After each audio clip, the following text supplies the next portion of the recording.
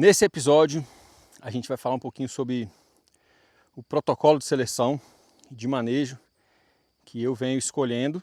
Ainda não venho praticando ele 100%. Preciso de um tempo para fazer isso, enfim, de todas as situações e do desenvolvimento do empreendimento. Vou falar um pouquinho sobre sucessão e vou compartilhar com vocês alguns autores que são importantes para a gente entender a funcionalidade, a importância da inclusão da pecuária nas pequenas e médias propriedades. Vamos lá.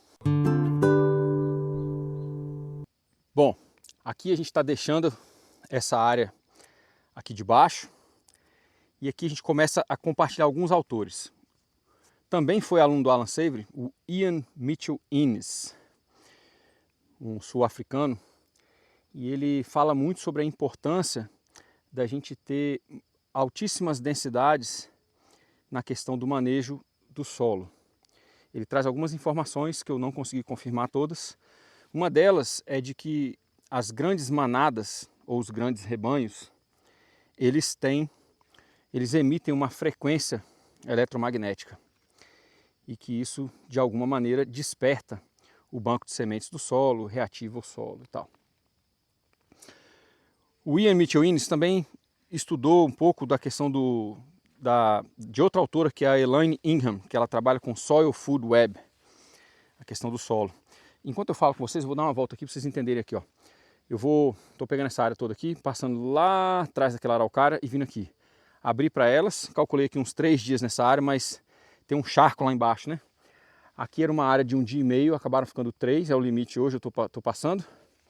E aqui, eu acabei de fazer aqui o meu agrofit, deu mais ou menos 1 horinha de enxada aqui para fazer essa trilhazinha aqui. Mas vamos lá, ele estudou a Elaine Ingham e ele chegou a uma conclusão, que quando a gente trabalha com os animais, a gente pode guiar a sucessão do solo. Se a gente guia a sucessão do solo para uma microbiota do solo que tem mais bactérias do que fungos, a gente joga a sucessão para gramíneas. E que é importante a gente ver isso aqui, né? E se a gente maneja a sucessão do solo mais para fungos, a gente começa a empurrar a sucessão para árvores, né? Aí aqui tem uma informação, ó. Tem uns 4, 5 anos aqui que esse capim ficou largado aqui, né? E as pessoas esquecem que todas as gramíneas coevoluíram com os animais herbívoros e especialmente os ruminantes. Os ruminantes é que conseguem lidar com isso aqui. As gramíneas não perdem as folhas igual as árvores e, portanto, quando elas não são pastejadas, elas vão se acumulando. Nas áreas secas, as moitas vão se sufocando e morrem.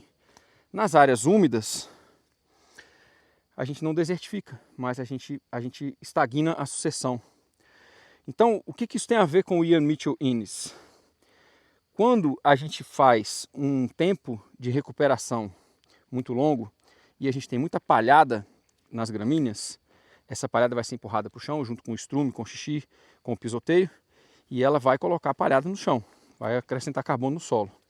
Se essa palhada está muito seca, a gente vai ter um solo que vai começar a predominar a questão de fungos.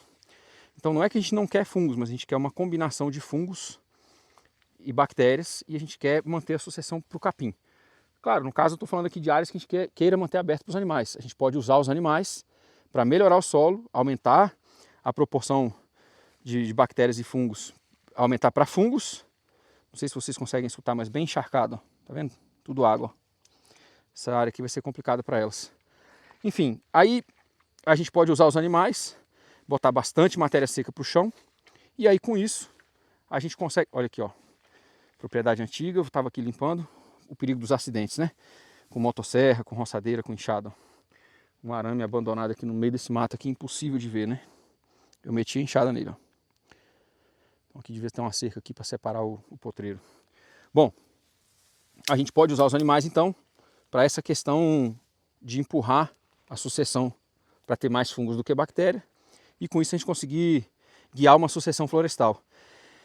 Eu sou muito mais fã dos agrosilvopastoris, empurrando a sucessão para a floresta, se for esse o caso, usando os animais, do que a matéria, do que a mão de obra, né, das pessoas. É um trabalho pesado, que as pessoas são mal pagas para ficar na diária rural 8 horas por dia.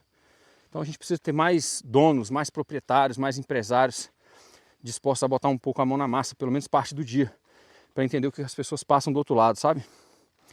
Enfim, eu pelo menos acho isso. Então aí está o Ian Mitchell Innes, que estudou um pouco da Elaine Ingham. Ele tem essa questão das altíssimas densidades, foi um aluno do Alan Savory, e ele fala essa questão do campo magnético também dos animais. Bom,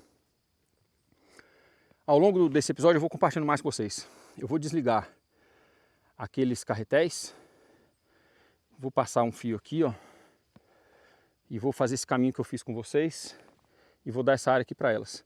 Como vocês viram, tem um arame farpado no meio, não vou conseguir adensar. Provavelmente elas vão ficar aqui de 3 a 5 dias, dependendo de como ficar aqui. Eu vou montar aqui, depois eu mostro para vocês.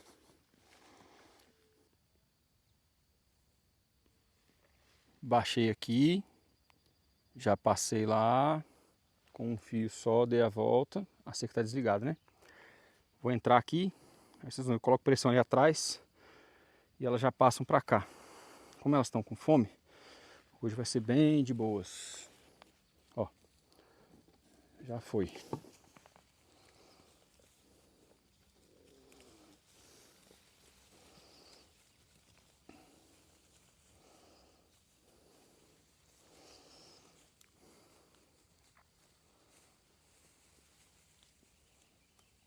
Tazi, vem. Vamos ver se o fio sozinho segura, né? Um fio só. Eu vou botar outro fio, tô só parando aqui para conversar um pouquinho com vocês. Então, eu vim falando do Ian Mitchell Innes, e eu falei que nesse episódio eu vou compartilhar vários autores. O Miguel Altieri, que eu já falei dele outra vez, falei no episódio passado, ele traz uma questão importante também, né?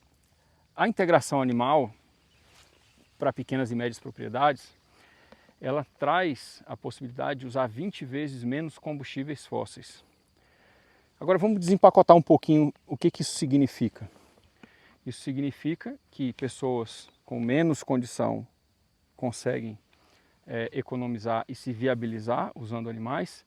Isso significa que a gente pode usar os animais para fazer um serviço que a gente pagaria uma pessoa para fazer. Estava falando com vocês agora há pouco a questão das diárias no campo, né? A gente paga muito mal no Brasil. E aí as pessoas reclamam, falam, não tem mão de obra, a culpa é da política pública, porque o pessoal tem seguro-desemprego e ninguém trabalha. É um pensamento muito maldoso, né? Que a pessoa tem que trabalhar porque está com a faca no pescoço. A gente tem que conseguir trabalhar nas vocações. As pessoas que querem trabalhar no campo devem ficar no campo, porque a vocação delas, elas devem ser bem pagas para isso.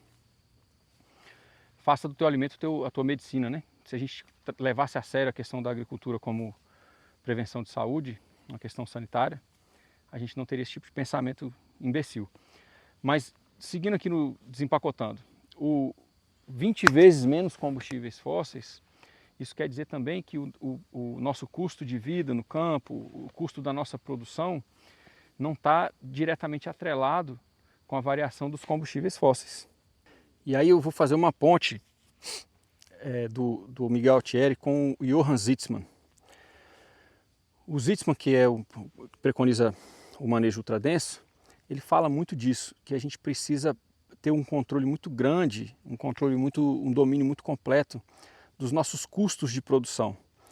Ele vem denunciando há bastante tempo que a genética dos animais, todos, os porcos, as galinhas, os caprinos, ovinos, bovinos, vem sendo manipulada da Revolução Verde para cá, para favorecer os abatedouros, as estações de engorda, as estações de confinamento. Animais que não têm performance boa a pasto. Animais que precisam de muito insumo. E aí é o que a gente vê nas exposições, é a batalha que vocês estão vendo aqui comigo, né? Animais adaptados, encontrar animais adaptados. Porque os animais estão sendo cuidados com muita ração. A ração vem da agricultura industrial, vem com transgênico, vem com uma série de questões. Enfim, é uma lógica que eu não quero entrar nela. Mas no caso do Johann, apesar dele ter uma dimensão ecológica também bem forte, é mais em função da variação do preço de mercado. Quando a gente tem, mesmo que a gente não use muitos combustíveis fósseis, porque a gente usa o manejo animal para cuidar da propriedade, mas o alimento desses animais está atrelado com a agricultura industrial, toda vez que a gente tiver uma variação de preço de combustíveis fósseis, indiretamente dos adubos, dos agrotóxicos, né, enfim, dos insumos todos, a gente perde o domínio da nossa cadeia de produção. Então, os 3 maiores riscos da agricultura: a dívida, a sazonalidade e a variação do preço de mercado. A gente precisa desenhar empreendimentos que mitiguem esses 3 maiores riscos. Aqui eu estou fazendo um teste pequeno com os ovinos. E aí eu volto na questão do Ian Mitchell-Innes e do Johann Sitzmann, que preconizam essa questão do manejo ultradenso. Para que eu tenha um bom impacto com animais, as pessoas falam a partir de 60 cabeças de bovinos, algumas pessoas falam mais. Aí você vai encontrar autores falando coisas diferentes. Eu nunca encontrei nenhum dado científico sobre isso. E não que a gente precise validar também a ciência com tudo, né? A gente está no campo, a gente vê algumas coisas que às vezes a ciência não explica e a gente sabe que funciona. Bom, no caso dos ovinos, eu já vi as pessoas falando a partir de 50, 60 também. E já vi algumas pessoas falando de 200, 300 cabeças para ter um bom impacto animal em um manejo ultradenso, para a gente conseguir dominar a sucessão e colocá-la para onde a gente quer. Por que eu estou falando isso? Olha aqui atrás, ó. Eu mostrei para vocês no episódio passado a manta que fica desse Tifton. É muito difícil com 10 ovinos, por mais densidade que eu tenha, que eu consiga fazer com que essa manta de Tifton, que ficou aqui 4, 5 anos sem ser pastejado, seja diminuída o suficiente para bater luz no solo para brotar outras coisas. A gente fala de manejo de pastagem e a gente fala de manejo monocultural. Isso aqui só tem Tifton.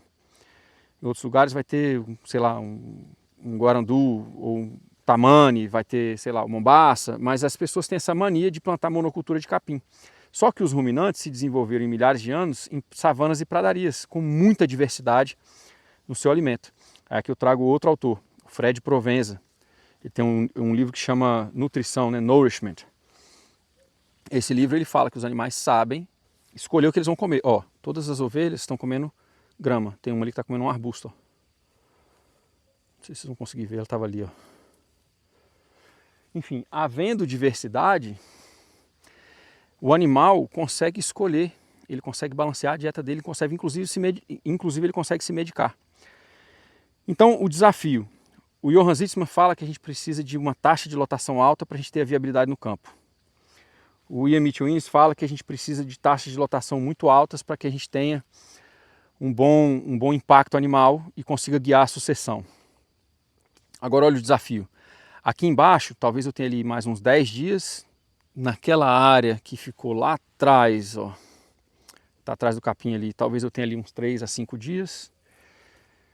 Então, vamos dar um chute para cima aqui, talvez eu tenha aqui uns 15 dias. Olha o desafio.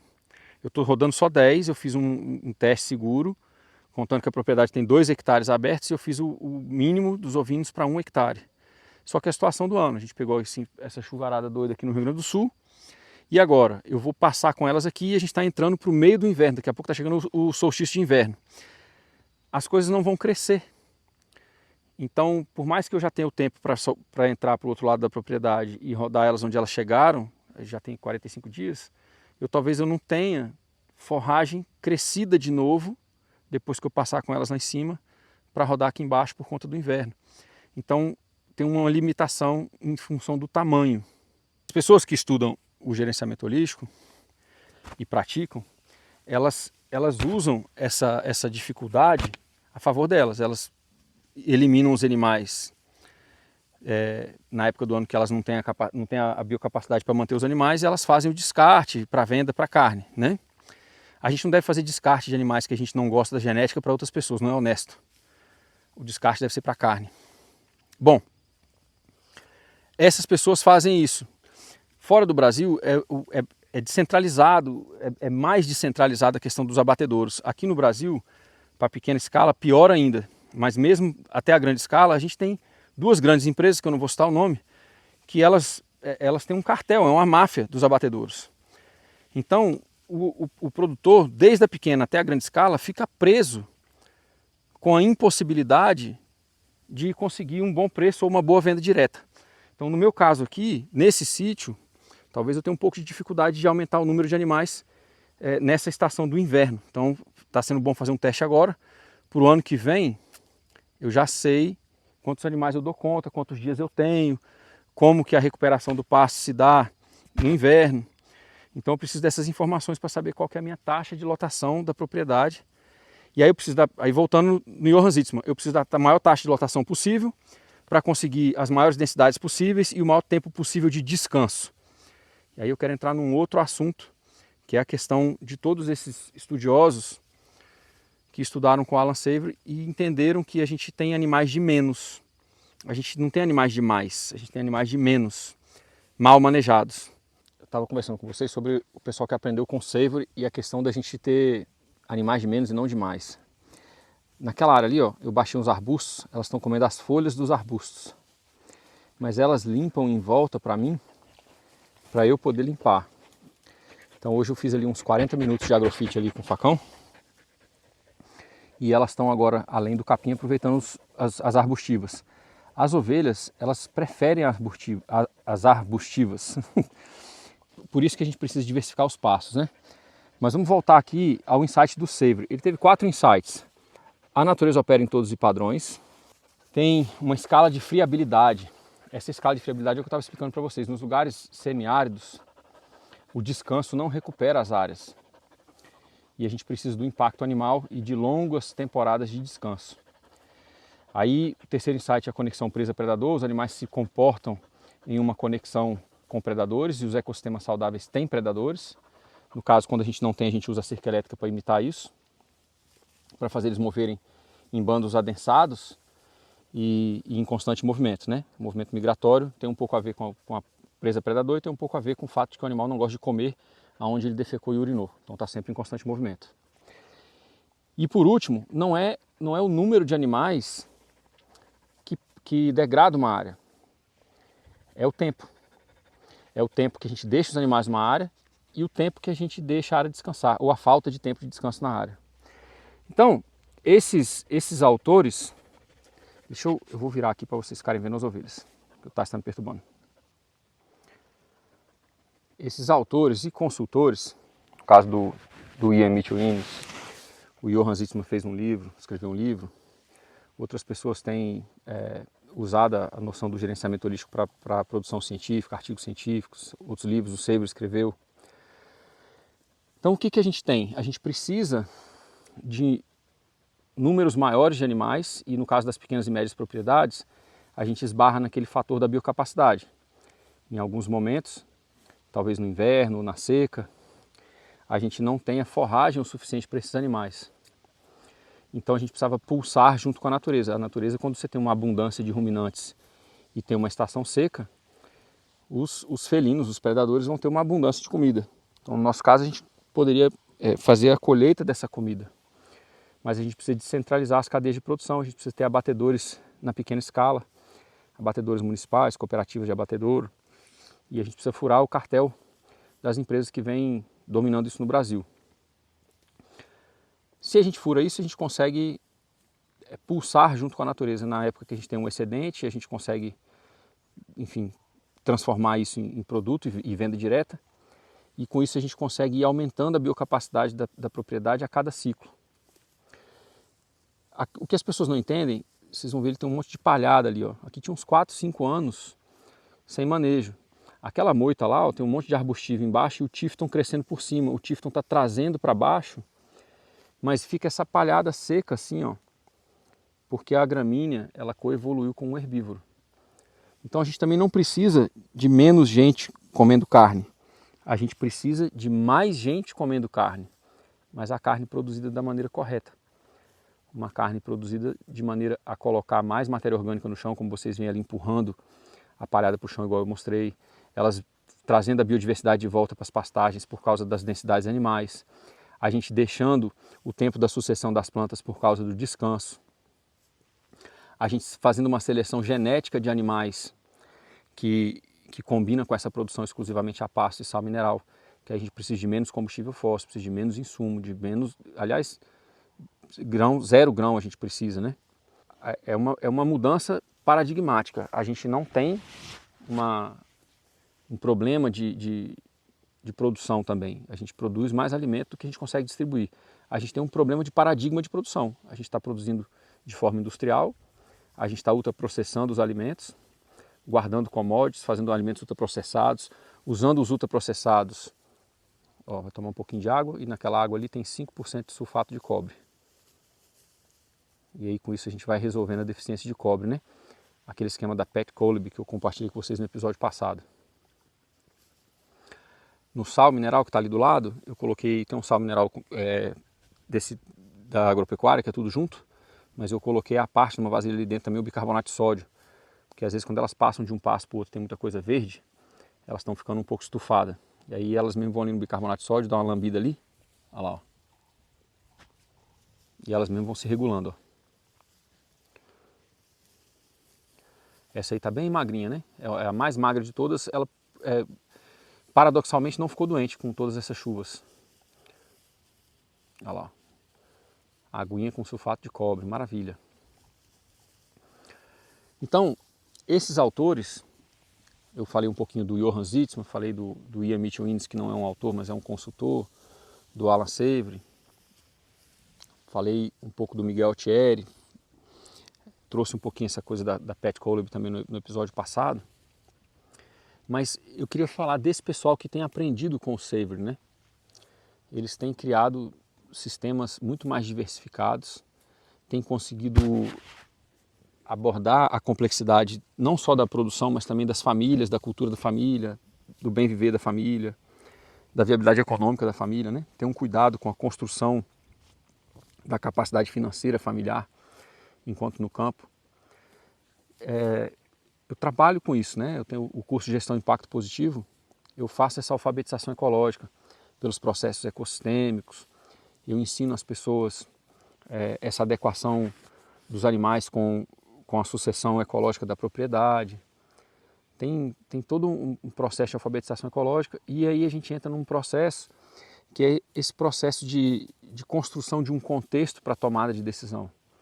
Por exemplo, eu estou montando esse empreendimento ele pode tomar no máximo 1/3 do meu tempo útil de trabalho.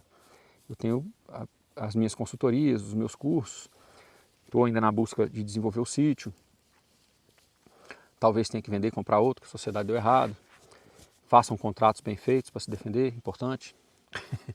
Mas, enfim, nessa questão aqui do curso, a gente tem a questão do propósito, né? Por que a gente faz isso? Por que a gente escolhe essa vida? Tem que estar muito claro na cabeça da gente esse propósito. E esse propósito, ele não pode ser reducionista. Ah, o meu propósito é recuperar uma área. Não, o seu propósito tem que ser viver bem em família, ter condição financeira confortável, enquanto você recupera uma área, enquanto você constrói relações sociais e afetivas saudáveis. Você vê, o nosso propósito ele precisa ser social, econômico e ecológico.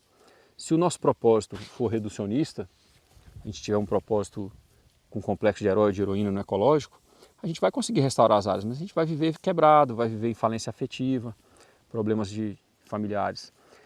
Então, nessa abordagem do contexto holístico e da tomada de decisão holística, a gente descreve o nosso propósito, a gente descreve a nossa visão de futuro para a propriedade e a gente vai aprendendo a tomar decisões, registrar as decisões, pressupor que a gente pode estar errado para a gente corrigir o mais rápido possível e a gente vai construindo um registro disso também.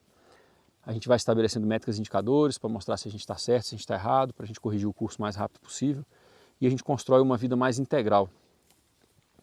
Vou até deixar para vocês aqui o link para vocês conferirem essa questão do gerenciamento holístico. Mas voltando aqui no passeio da questão de mais animais e não menos animais, a gente precisa de animais nessa densidade que elas estão aqui, ó. Você vê que naturalmente elas buscam essa densidade. A gente precisa de animais em manadas densas para ter o impacto das patas, olha ali as patas empurrando a matéria orgânica para baixo, para o solo. E ali vai a urina, vai as fezes já estão com essa palhada pré-digerida. Então a informação de sucessão que essas plantas têm ao passar pelo animal, olha a magrinha lá de novo na água, a informação de sucessão que essas plantas têm ao passar pelo trato digestivo do animal, inclui também a informação de sucessão para manter esses animais que fazem o manejo natural dos sistemas. Do mesmo jeito que a gente maneja num SAF com facão na mão, motosserra e a tesoura de poda, a gente está o tempo inteiro manejando o SAF para ele produzir mais para a gente, enquanto ele se alinha com os processos ecossistêmicos, a gente pode fazer a mesma coisa com os animais. Só que aí os animais vão fazer o sistema ter uma sucessão direcionada para o aporte desses animais.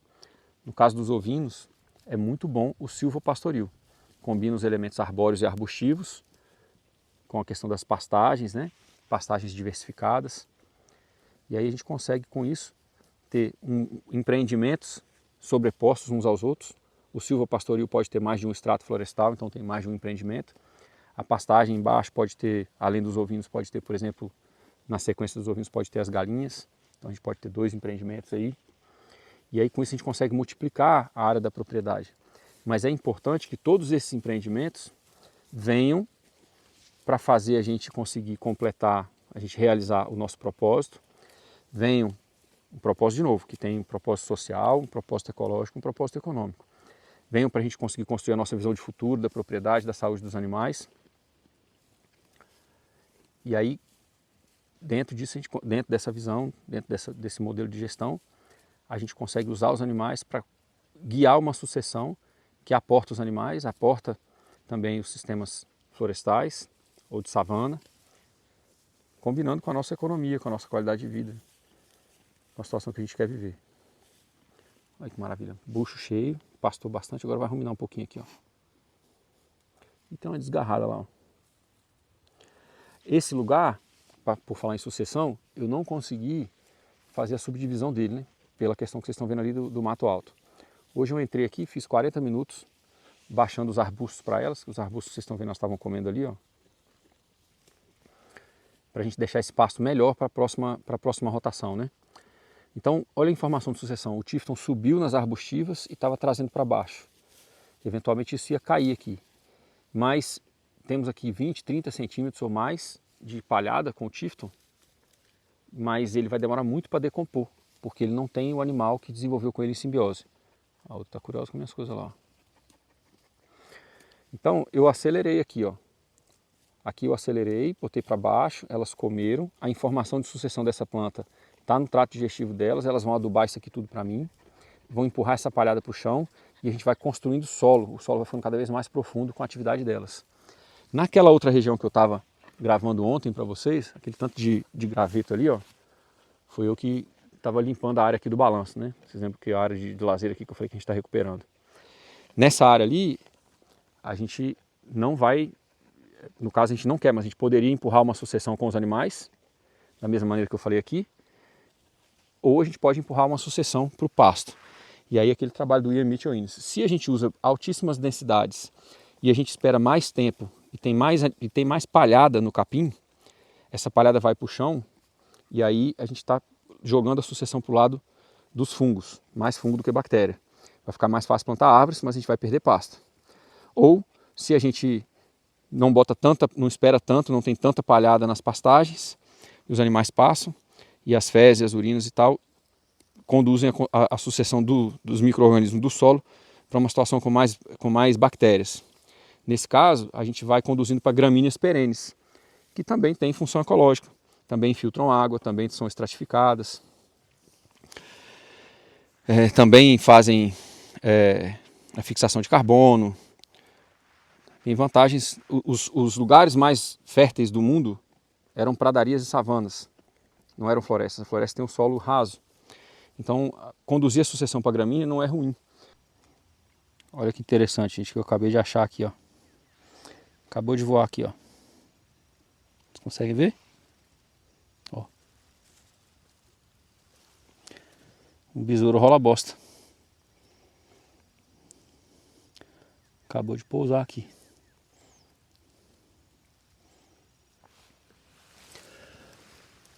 O legal desse tipo de observação aqui no pasto é saber que eu tô aqui no piquete em cima de um lajedo, né? Em cima de um pedrado, um afloramento rochoso grande.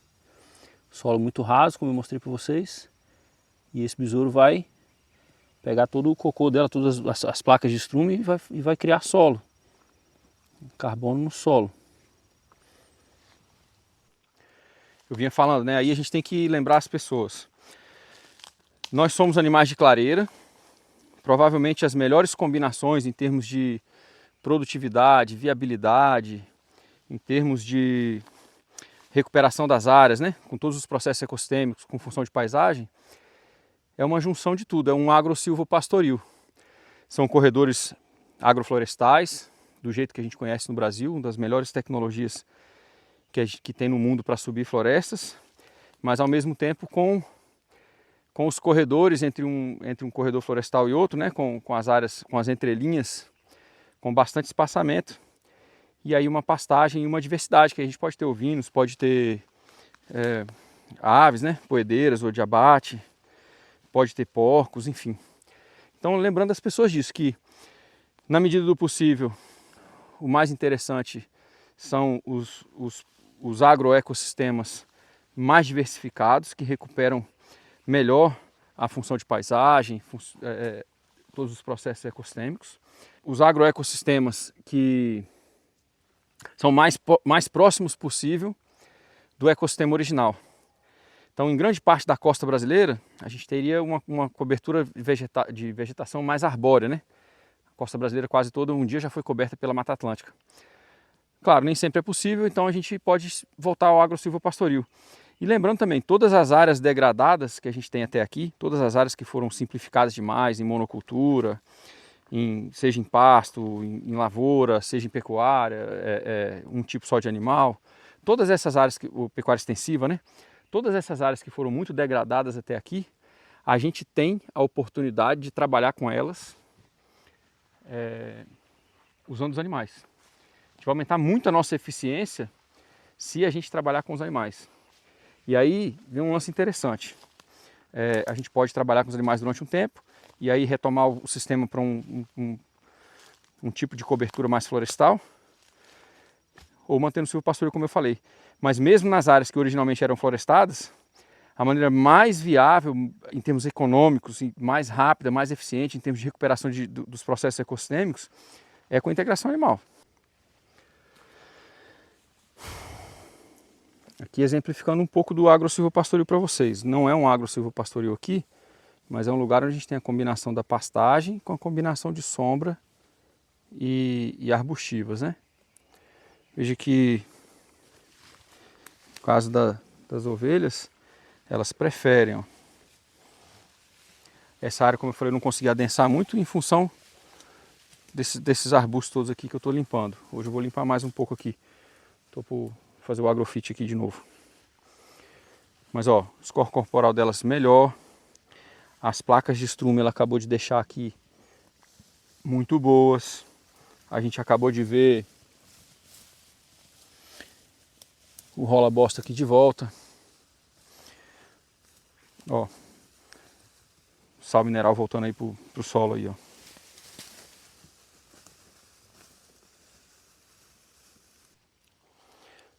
Uma análise aqui, né? O score ideal é o 3, né? De 1 a 5. Esse aqui já está indo pro 4, né? Mais seco.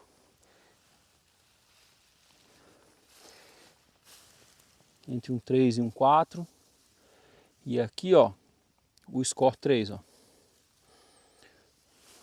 Aqui também. Aqui também. Então, mesmo nessa área que eu não estou conseguindo manter uma densidade muito grande, tem um efeito de espalhar essa fertilidade. Tem bastante palhada, bastante capim e bastante arbustivo, então está equilibrando bastante a forragem delas. Elas têm recuperado um pouquinho o score corporal, estão bem cheias. Hoje faz 48 horas que elas estão aqui. Vou deixar provavelmente mais um dia ou dois, talvez. Não dá para deixar mais do que isso, mas talvez deixar mais um dia ou dois para ver se a gente consegue baixar um pouco essas arbustivas aqui e não ter que fazer tudo na mão. Vou caminhar com vocês na divisa aqui. Hoje o agrofit é baixar um pouquinho esses arbustos para dar uma limpada, deixar obviamente as árvores, né? Mas aqui, ó, da raiz dessa árvore aqui, me parece inclusive uma emergente, mas minha botânica vocês sabem, né? Aqui, ó, aqui a gente tem um degrau e aqui tem uma área que é meio charco assim, ó. E ali vai para uma área, tem uns açudes aqui que foram assoreados e tem uma área de bastante brejo. Tem essa área aqui para levar elas, que é uma área que se eu conseguir abrir os piquetes eu consigo fazer um adensamento aqui. Aqui talvez mais uns 3 dias. Mas eu estou pensando aqui com os meus botões, se eu não faço uma cerca aqui, ó, e subo em volta desses arbustos aqui, reto com a árvore aqui, para acabar de limpar essa área aqui, ó. Provavelmente eu vou fazer isso. E aqui talvez eu ganhe mais uns 2 dias. Esse pensamento que eu tô aqui com relação aos dias é porque, como eu expliquei para vocês, olha outro aqui, ó. Um Score 3 também. Bem bacana isso. Aquela outra área verde que a gente tem ali que ficou para trás, talvez tenha uns 3 a 5 dias ali também. Então talvez eu tenha aqui nessa área de baixo aqui do sítio mais uns 10 dias. Isso vai me fazer chegar lá em cima, tendo dado um intervalo de mais de 2 meses. As gramíneas perenes já estão recuperadas, mas as anuais, trevo, quer dizer, o trevo não é anual, mas enfim, as de inverno, né? Mas o trevo, a azevenha, a ervilhaca, o nabo, essas coisas não estão maduras ainda. Então pode ser que eu leve elas lá para cima e elas tenham um desarranjo intestinal, com muitas forragens com muito nitrogênio e com muita coisa muito nova, né? E sem a palhada para compensar. Então é um risco que eu estou correndo. E aí tem uma outra questão que é, ao levá-las lá para cima, eu tenho lá mais ou menos 30 dias de pasto em volta das casas. Opa, mais um 3 aqui. Olha aí, ó. Eu tenho talvez mais uns 30 dias em volta das casas. E como a gente está entrando agora para o solstício de inverno, é provável que a gente não tenha crescimento suficiente aqui embaixo, nessa área que elas já passaram. E esse é o lance do teste, né? Que eu falei que a gente tem que sempre fazer um teste seguro. Então eu estou fazendo um teste seguro da lotação para baixo, né? Tem uns 2 hectares abertos, eu estou fazendo um teste seguro com a lotação de 1 hectare degradado, que seriam 10 cabeças. Aqui a gente tem 8 e tem a pequenininha está lá em cima, está levantando, está salvando. Mas a gente pode chegar nessa situação de rodar aqui embaixo e não ter tido um crescimento das pastagens, né? Pode acontecer isso.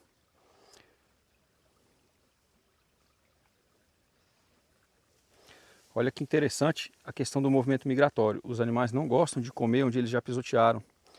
A questão das fezes, né, da urina e nos ambientes naturais por causa dos predadores. Mas olha que interessante, elas estão pegando o tifton que subiu nos arbustos. Elas estão comendo mais na altura da cabeça delas do que no chão. Estão dando cabeçada na outra aqui, ó. Hoje foi um dia quente e elas estão se escondendo um pouquinho na sombra. Eu quero gravar para vocês e conversar com vocês um pouquinho sobre a questão do protocolo de manejo e desenvolvimento genético que eu estou estudando para usar com elas. Então foi o seguinte, só para vocês terem uma cena mais interessante do que ficar olhando para mim, vou cortar um pouquinho aqui desse capim-elefante aqui e vou levar ali para frente, que aí a gente grava filmando elas. Fiquei de compartilhar com vocês a questão do protocolo. E aí aqui tem alguns reconhecimentos a serem feitos, né? Eu tenho estudado muito em função do Johann Zitzmann, que é o cara que vem preconizando essa história do ultradenso. O Johann Zitzmann, por sua vez, reconhece muita contribuição para essa questão do desenvolvimento genético dos animais, baseado nos bovinos, mas serve, né, para todos os ruminantes, a influência do Tom Lazaster, que foi o americano que criou a raça Beefmaster. E ele fala muito do protocolo de desenvolvimento do Tom no livro, principalmente com relação à seleção em função da fertilidade. O Zitzmann traz o seguinte, que a fertilidade ela é altamente hereditária, ao contrário do que as pessoas falam, né? Ele também acha que a questão da diferença esperada de progenia, né, dos DEPs, é uma besteira, porque a gente tenta medir coisas demais e a natureza não funciona medindo coisas assim. Isso dialoga muito com o trabalho do Lazaster, que ele dizia o seguinte, que a forma segue a função. O que ele queria dizer com isso? Ele não escolhia se tinha chifre, se não tinha chifre, a cor, nada disso. As escolhas eram em função da fertilidade, da adaptabilidade exclusivamente a pasto, para poder ter viabilidade econômica. Eram em função do dimorfismo, né? Os machos muito masculinos e as fêmeas muito femininas. E ele trabalhou com um rebanho fechado durante décadas, até chegar nessa questão do Beefmaster. E o Johann Sitzmann reconhece o trabalho dele, enfim, e traz outras coisas para a gente pensar. Tem um ditado que diz que os tempos difíceis criam homens fortes. Os homens fortes criam tempos bons. Os tempos bons criam homens fracos. E os homens fracos criam tempos difíceis. Por que eu estou falando isso? Porque a gente entrou numa lógica que é a lógica de alimentar os animais. E aí, se a gente foi enganado nesse sentido pela agropecuária, enfim, pelas pessoas que encabeçam aí o pensamento industrial da agropecuária, porque a gente pensa em performance por animal, ao invés de pensar em performance por área. E não é nem performance, é lucratividade por área, né? Então, contando com a ética ecológica, contando que a gente está trabalhando de forma a melhorar os processos ecossistêmicos, o nosso objetivo deve ser a máxima lucratividade por área, por hectare, que é a premissa do Sitzmann. Quando a gente passa por tempos difíceis, a gente passei aqui por uma chuva agora tremenda, ou em outros lugares as pessoas vão passar por secas e tal, as pessoas entram com a suplementação em demasia, entram com ração no coxo, com capim triturado no coxo, e aí elas mascaram a habilidade genética desses animais de enfrentar essas crises. Nos momentos difíceis, quando óbvio, a gente precisa pensar em sobrevivência primeiro, mas nos momentos difíceis, quando a gente consegue deixar os animais passarem pelas provações e pelas privações, a gente consegue selecionar os animais que são mais resistentes, mais férteis e mais capazes de enfrentar essas adversidades. Então, uma das coisas muito importantes que a gente tem para selecionar são animais que mantêm uma condição corporal o ano inteiro. Mas não pode ser uma condição corporal mantida artificialmente por ração, necessita de insumo e de investimento muito caro e muita suplementação. Então a gente precisa do que ele chama de animais com boa condição corporal inerente. E esses animais que têm boa condição corporal inerente, eles são, via de regra, animais que mantêm a capa de gordura por mais tempo por todo o ano. E aí tem algumas coisas que contribuem para essa condição corporal inerente. O tamanho da carcaça. A gente não deve selecionar pelo maior tamanho. A gente deve selecionar pelo maior tamanho em relação à precocidade. Animais que atingem o tamanho adulto mais jovens. E por isso eles, em vez de ser mais altos, eles são mais compridos. Então, o tamanho de carcaça, a adaptabilidade desses animais com relação ao clima, a resistência desses animais com relação aos parasitas internos e externos. A gente precisa desenvolver genética resistente, porque quando a gente utiliza os fármacos para lidar com os parasitas internos e externos, a gente acaba atacando também a saúde da nossa propriedade, da microbiota do solo, os animais, os insetos, né? E então é muito importante, inclusive eu mostrei para vocês nos outros episódios, é muito importante, e eu venho buscando isso, uma medicação natural, porque se a gente dá o vermífugo em doses constantes e solta os animais, todas essas placas de estrume que eu mostro para vocês vão conter o fármaco que vai estar matando a microbiota do solo. Então, vamos lá, o tamanho de carcaça, a gente deve selecionar por precocidade e não por tamanho absoluto, tamanho relativo. A gente deve selecionar por adaptação climática. A gente deve selecionar animais que têm resistência aos parasitas internos e externos. E por fim, a gente tem que selecionar os animais que têm mais apetite.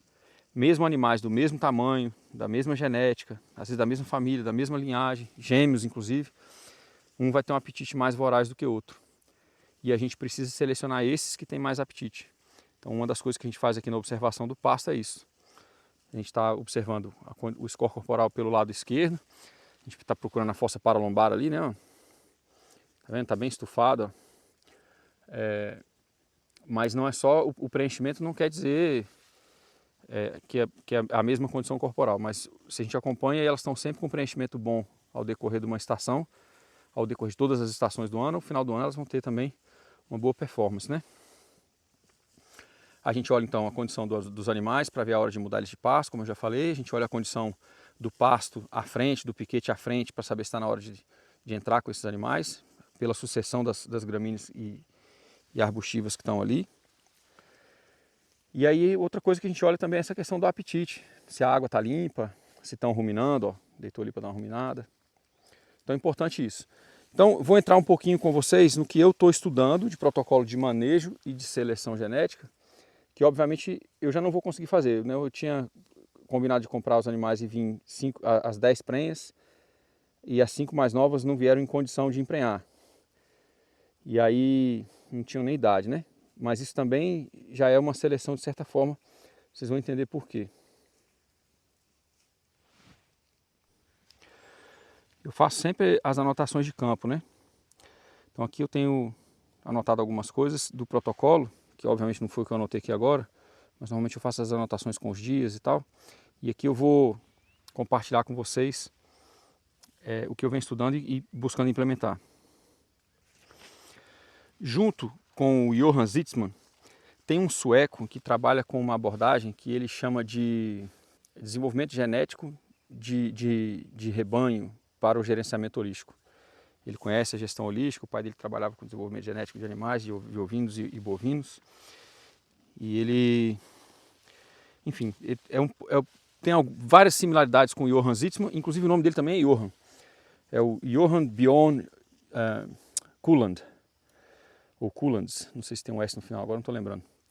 Mas o Johan Bjorn e tem o Johan Zitzmann.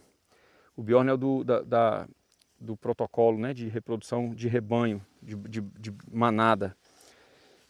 E o Zitzmann é da questão do ultradenso. O Bjorn fala o seguinte, que a gente tem que, a cada estação, a gente tem que eliminar os 15% do rebanho piores. E aí entram desde dos magrinhos, os doentes, as fêmeas que precisaram de ajuda com parto, mastite. E aí em seguida a gente procura os próximos piores. E ele diz que a gente tem que usar um olho de predador, que a gente eliminou o predador da equação e a gente precisa retomar ele, né? Então o olho de predador é a ovelha que está sempre para trás, é a ovelha que come menos, é a que está mais magra, mesmo que ela não tenha dado trabalho. E aí são os próximos a serem eliminados, né? Qualquer animal que precisar de atenção humana individual deve ser eliminado. Ele traz uma outra informação importante, não é eliminar esse animal de bate-pronto, né? A seleção genética não é só a questão da eliminação, né? Mas, por exemplo, você marca esse animal, você anota ele no seu caderno de campo, no seu protocolo de manejo, e talvez pela questão da viabilidade econômica você precise manter esse animal ainda mais 1, 2, 3 estações até ele se pagar, gerar um pouco de lucro. Mas você marca aquele animal, anota, e todos os descendentes também serão descartados. Então não vai fazer parte do seu rebanho. É importante isso, né? Então o dia, né, a decisão de abater não precisa ser o mesmo dia de abater. A gente pode tomar essa decisão e abater depois para manter a nossa possibilidade da lucratividade, né? O Johan Zitzmann fala que a gente então precisa trabalhar o maior lucro por área com ética ecológica. E aí tem uma adaptação aqui do protocolo dele para os ovinos. Os cachorros estão tudo ficando doidos. Animais raros em seu habitat natural. Comendo mosquito. É muito doidão. Enfim, na questão das ovelhas, a gente precisa expor, ao contrário do que o pessoal de protocolo de desenvolvimento genético de animais puros, né, os PO fazem, as associações, a gente precisa expor as fêmeas entre 7 e 8 meses. E a gente tem que ver quais são as que conseguem engravidar, parir, amamentar e cuidar, e voltar a ciclar, entrar no cio de novo e engravidar de novo no menor tempo possível. A natureza funciona assim, inclusive para manter a perpetuação da espécie, né? Então, quando a gente seleciona por esse tipo de fertilidade, a gente está selecionando os animais mais adaptados ao nosso lugar e os animais mais férteis que a gente pode adaptar, né? que a gente pode escolher. Se elas não engravidarem nessa primeira exposição, que tem que ser uma exposição curta, e aqui tem uma complementaridade de novo entre as coisas do Zitzmann e do Bjorn, né? Que é o seguinte, a estação de monta tem que ser curta. Então, para os ovinos, a gente tentar fazer uma estação de monta de 35 dias, 2 ciclos. porque nasce tudo junto, você consegue pesar tudo junto e você consegue manter as categorias mais fáceis de comparar. E aí, dentro disso também, a gente tem a questão que elimina muito do trabalho, porque vai nascer tudo próximo também, né? Se você tem uma estação de monta de no máximo 30 dias, você vai ter uma estação de nascimento de no máximo 30 dias. Então condensa ali o trabalho e depois a gente consegue trabalhar com outras coisas. Abre tempo, né? A gente tem que cuidar da nossa qualidade de vida também. Bom, se elas não engravidarem entre os 7 e o 8, elas vão ter aí o ciclo de gravidez das que emprenharam, em torno de 5 meses, e depois elas têm que ser montadas de novo. Então elas vão de novo para a estação de monta entre 12 e 15 meses no máximo. Se até os 15 meses de idade a ovelha não emprenhar, segundo esse protocolo, ela deve ser descartada. Então, quais são as que ficam, né? Tem as que emprenham de primeira, ou pelo menos até os 15 meses. As que vão parir, amamentar, cuidar e ciclar e emprenhar de novo sem nenhum problema e com menor intervalo entre uma prenhez e outra. Fundamental isso aqui. A desmama de alguns desses protocolos é feita de 3 a 4 meses no máximo, mas eu conheço algumas pessoas que fazem um protocolo de desmama natural, ou seja, deixa pasto, continua rodando e elas mesmo vão desmamar os animais. Se você vai vender animais em torno de 6 meses de idade, com no máximo 1 ano, ideal é vender com no máximo 6 meses, mas está exclusivamente a pasto e você consegue manter exclusivamente a pasto, não aumenta muito o seu custo, a desmama natural tem algumas vantagens de manejo, né? Simplificação de manejo. Bom, essa é a questão das fêmeas, só que a gente sabe que a questão dos machos, no sal, a questão dos machos é muito importante, porque mesmo na monta natural e principalmente nessa questão do mob, chama mob breeding, né? Essa protocolo de reprodução de manada do Bion, os animais que ganham, os machos que ganham, são os machos mais dominantes, os machos mais másculos, com mais testosterona, com mais libido, e eles ganham o direito de cruzar mais. A gente imita isso também no protocolo do Sitzmann. A gente pega os animais do mesmo período, os mais precoces, os que têm melhor condição corporal, os que atingiram mais masculinidade, mais musculatura na idade jovem, e aí a gente pega esses animais e faz a cruza. Esses melhores animais do rebanho que vão fazer a cruza, eles tiram da gente a necessidade de comprar reprodutores. A gente vai pegar os melhores, os 10% melhores de cada estação, e eles vão fazer a monta da próxima estação. Vai ter algum endocruzamento, ou seja, vai ter cruzamento de algum irmão com meia irmã. Isso também acontece na natureza, a gente precisa desumanizar um pouco os animais, né? Mas não tem problema de endocruzamento, ou problema de degeneração genética, porque na próxima estação já é outro. Então em 4 estações já diluiu por completo aquele parentesco. E ao mesmo tempo que diluiu o parentesco e qualquer possibilidade de problema, maximizou as características positivas que a gente queria daquele macho, né? Ou daquele pequeno grupo de machos. As pessoas pegam machos muito bons e fazem inseminação. No meu caso, com rebanho pequeno, eu vou fazer durante muito tempo ainda a monta natural mesmo, né? Então, só que esses machos, eles precisam ser escolhidos das fêmeas que deram certo. Então, os primeiros carneiros vão ser selecionados das fêmeas que deram certo, entre 7 e 8 meses de preferência, ou no máximo 15 meses, como eu falei. De preferência que nasceram de parto gemelar ou parto triplo, porque aí a gente tem aí uma confirmação de um gene de fertilidade, né? E depois tem que passar por esse crivo de seleção, né? É o maior peso em relação à altura. O que a gente pode fazer com relação a isso aí? De novo, a falta do centro de manejo, né? A gente, tendo centro de manejo, a gente pode pesar no nascimento a campo é fácil. Mas a gente tem que pesar no nascimento, pesar na desmama, 6 meses e 1 ano. E a gente pega o maior peso com relação à altura e não o maior animal. Esse maior peso com relação à altura, ou maior peso, como é que eu vou dizer, proporcional, ele dá para a gente a precocidade. Então a gente escolhe esses animais desse jeito, né? Então bastante dimorfismo, um animal muito macho, muito másculo, muito forte, o peito profundo, grande, né? E a fêmea é o contrário. A fêmea tem o peito pequeno e o quadril grande. Então a gente vai selecionando desse jeito, né? a gente separa os 10% melhores desses machos e coloca o bastão de marcação e vê qual desses machos conseguiu cobrir mais fêmeas. Aí ali a gente fez uma seleção. Se esse macho for muito bom, a gente pode deixar ele por 2 estações. E aí a gente vai selecionar já o melhor nascimento dos filhos dele com as melhores fêmeas. Vende ele, é um bom macho, vende ele para os amigos. E aí a gente consegue com isso ir mantendo o rebanho e trocando sempre o macho e acelerando essa questão da seleção genética. Tá aí então, gente. Episódio 4, a gente falou um pouquinho de sucessão, como a gente pode usar os animais para guiar a sucessão. A gente falou um pouquinho sobre essa questão do manejo, seleção, protocolo. Sendo bem transparente com vocês, estou buscando aqui adaptar, né, rebanhos que não vinham sendo manejados dessa forma. A minha missão, como eu falei com vocês, no primeiro e segundo ano, é ter uma carne exclusivamente a pasto e sal mineral de boa qualidade para mim e desenvolvendo esses animais desse jeito. A experiência com vocês aqui de troca é que toda pergunta, todo comentário, toda sugestão é válida, mas sempre dentro dessa missão de animais exclusivamente a pasto e a sal mineral. Para a gente conseguir essa missão, é fundamental a seleção genética. Fundamental. Eu queria trazer animais de fora do Brasil, inclusive, que já são animais selecionados contra parasitas e tal, mas eu não consegui porque não tinha o registro no Ministério dessa raça. Essa raça não existe ainda no Brasil. E o país também estava com um bloqueio. Como é um país do Mercosul, talvez mais para frente eu consiga trazer. Eram animais deslanados. Eu queria eliminar essa questão de ter que ficar cuidando da lã, porque a gente não tem preço, né? A gente não consegue viabilidade na lã.